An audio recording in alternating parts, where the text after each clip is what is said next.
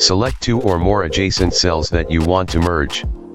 Make sure that the data that you want to display in the merged cell is contained in the upper left cell of the selected range.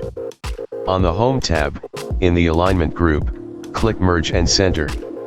Only the data in the upper left cell will remain in the merged cell. Data in all the other cells of the selected range will be deleted.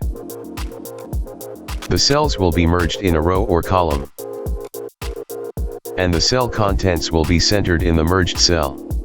To change the text alignment in the merged cell, select the cell, and then click any of the alignment buttons in the Alignment group on the Home tab.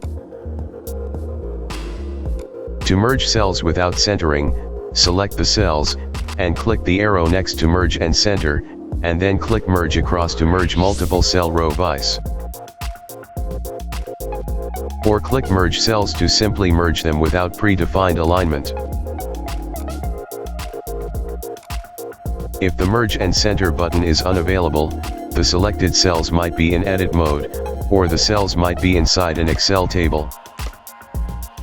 To cancel edit mode, press Enter. You cannot merge cells that are inside an Excel table.